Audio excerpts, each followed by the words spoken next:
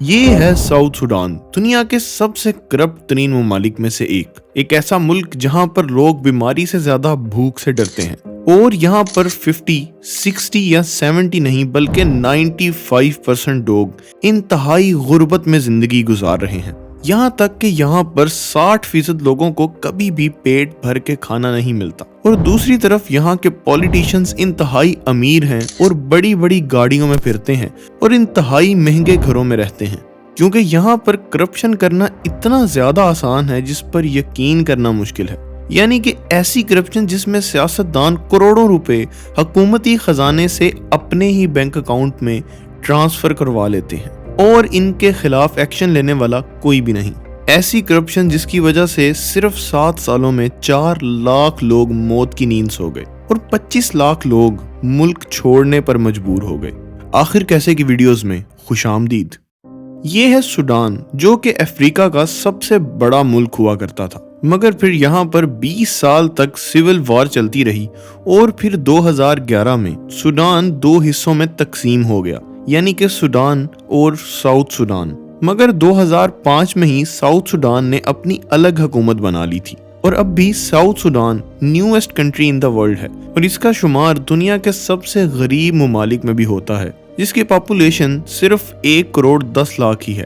اور حیرت کی بات تو یہ ہے کہ افریقہ کے سب سے زیادہ آئل ریزروز ساؤتھ سوڈان میں ہی موجود ہیں، اور اگر اس آئل کے پیسے کو ٹھیک سے یوز کیا جائے تو سوڈان غریب نہیں بلکہ امیر ممالک کی لسٹ میں آ سکتا ہے، مگر یہ تمام پیسہ پولیٹیشنز کی جیب میں جاتا ہے۔ بات ہے 2005 کی، جب ساؤتھ سوڈان میں سب سے پہلی گورنمنٹ بنی، اور اسی سال 8,000 کروڑ روپے حکومتی خزانے سے غائب ہو گئے، اور جب عدالت میں فائنانس منسٹر اور سینٹرل بینک کے گورنر کو بلایا گیا تو فائنانس منسٹر نے آنے سے صاف انکار کر دیا، تو گورنر نے یہ تسلیم کیا کہ فائنانس منسٹر نے یہ پیسہ اپنے ہی بینک اکاؤنٹ میں ٹرانسفر کیا تھا، مگر پھر بھی اسے فائنانس منسٹر کے عہدے سے ہٹایا نہیں گیا۔ اور پھر 2008 میں اسی شخص نے پھر سے 5,000 کروڑ روپے کی کرپشن کی۔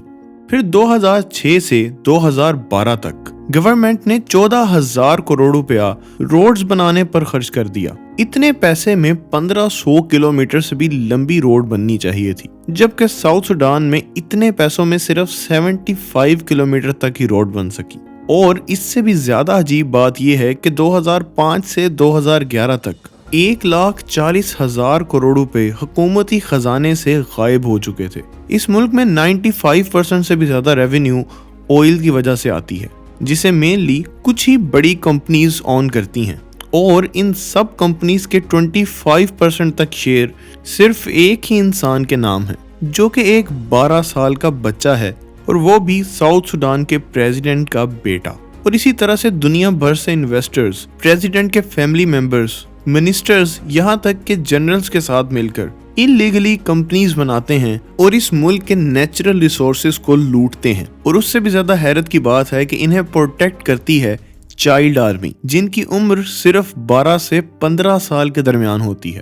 2005 میں پہلی گورنمنٹ بننے کے بعد 2012 تک $4 بلین حکومتی خزانے سے چرا لیے گئے تھے، جس کے بعد پریزیڈنٹ نے 75 منسٹرز کو لیٹر لکھا اور ان سے ریکویسٹ کی کہ وہ ملک کا پیسہ واپس لوٹا دیں، اور ان سے کہا کہ نہ ہی ان کا نام باہر آئے گا اور نہ ہی انہیں کوئی سزا دی جائے گی، مگر پھر بھی صرف 500 کروڑ روپے ہی واپس آ سکے۔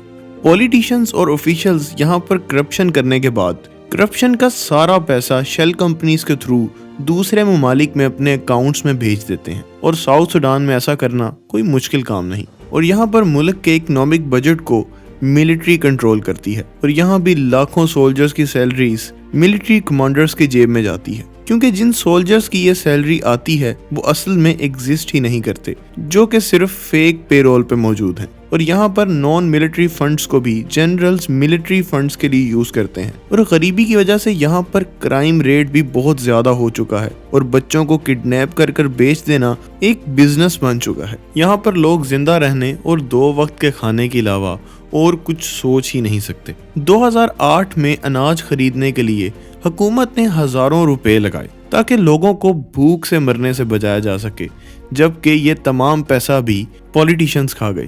और इसी तरह से 2013 में वर्ल्ड बैंक की एक रिपोर्ट के मुताबिक गवर्नमेंट ने 230 कंपनीज को बहुत सारा पैसा दिया, मगर उन कंपनीज के साथ कोई कॉन्ट्रैक्ट साइन नहीं हुआ था। और 2011 में एक कंपनी को बिना किसी अप्रूवल के 2000 करोड़ रुपए दिए गए रोड कंस्ट्रक्शन के लिए, मगर आज तक कोई रोड नहीं बन सकी। यहाँ तक कि साउथ सूडान में बल्क कैश कोरियर सर्विस भी होती है, जो कि बहुत सारे इलीगल पैसे को एक साथ ही बाहर के मुल्क पहुंचा देती है और इन्हें कभी भी ट्रेस नहीं किया जाता। और मनी लॉन्ड्रिंग तो यहाँ पर एक आम सी बात है पॉलिटिशियंस के लिए। इस मुल्क में 60% लोगों को 2 वक्त की रोटी भी नहीं मिल पाती और इस गरीब मुल्क के प्रेसिडेंट की ऑफिशियल सैलरी भी 1 करोड़ से भी ज्यादा है, जबकि यहाँ के डॉक्टर की सैलरी 20 से 30 हजार रुपए है, वो भी सालाना। और यहाँ पर एक आम आदमी की सैलरी तकरीबन 300 रुपए है, वो भी मंथली। तो शायद हमारे लिए ये सोचना भी मुश्किल होगा कि यहाँ पर लोग आखिर किस तरह से रहते होंगे, जहाँ पर कुछ किलो गंदम की कीमत पूरी सैलरी से ज्यादा हो। आजाद होने के सिर्फ 3 साल बाद ही यहाँ पर फिर से सिविल वार शुरू हो गई, यहाँ के प्रेसिडेंट और वाइस प्रेसिडेंट के दरमियान। और हॉलीवुड के एक मशहूर अदाकार जॉर्ज क्लूनी काफी वक्त से अपनी टीम के साथ यहाँ पर एक्टिविस्ट के तौर पर काम कर रहे हैं और इस पर उन्होंने एक रिपोर्ट पेश की, वार क्राइम्स शुड नॉट पे, जिसमें उन्होंने इस सिविल वार की असली वजह बताई है कि ये सिविल वार सूडान के ऑयल रिजर्व्स की वजह से है कि कौन इन्हें कंट्रोल करेगा। वाइस प्रेसिडेंट और प्रेसिडेंट यहाँ की अलग अलग ट्राइब्स से ताल्लुक रखते हैं और प्रेसिडेंट की कुर्सी के लिए इन ट्राइब्स को आपस में ही लड़वाया जाता है और हुकूमत आर्मी के थ्रू अपने ही मुल्क के लोगों को मरवाती है जो वाइस प्रेसिडेंट को सपोर्ट करते हैं। 2013 में इस वॉर के स्टार्ट होने के बाद से अब तक 4 लाख मासूम लोग अपनी जान से हाथ धो बैठे हैं और तकरीबन 25 लाख लोग अपना मुल्क छोड़कर किसी और मुल्क में जा बसे हैं। यानी कि एक ऐसा मुल्क जहां पर गवर्नमेंट ही करप्शन को जानबूझकर बढ़ाती है। 2012 से 13 के दरमियान रोड मिनिस्ट्री ने अपने बजट से 1500% ज्यादा खर्च किया, मगर डेवलपमेंट 0। और 2007 से 2011 तक गवर्नमेंट को टैक्स का कितना पैसा मिला और इसे कहां खर्च किया गया, इसकी कोई रिपोर्ट मौजूद नहीं है। यानी कि इस मुल्क के लोगों का इतना सारा पैसा कहां गया ये किसी को नहीं पता। मगर हैरत की बात यह है कि आखिर यहाँ पर इस कदर ज्यादा करप्शन है क्यों, जिसका सादा सा जवाब है कि यहाँ पर कोई भी ठीक सिस्टम मौजूद ही नहीं है, क्योंकि ये एक बिल्कुल नया मुल्क है और यहाँ पर कोई भी अदालत का निज़ाम ठीक तरह से इस्टेब्लिश ही नहीं किया गया। यानी कि यहाँ पर कानून बनाने वाले ही करप्ट हैं, तो कानून क्या बनेगा।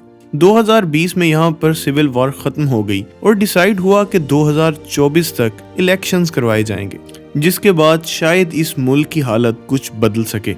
आपका इस तमाम मामले के बारे में क्या ख्याल है, कमेंट सेक्शन में ज़रूर अपने राय का इजहार कीजिएगा। वीडियो पसंद आई तो चैनल को सब्सक्राइब ज़रूर कर दीजिएगा। मिलते हैं आखिर कैसे की एक नई वीडियो के साथ।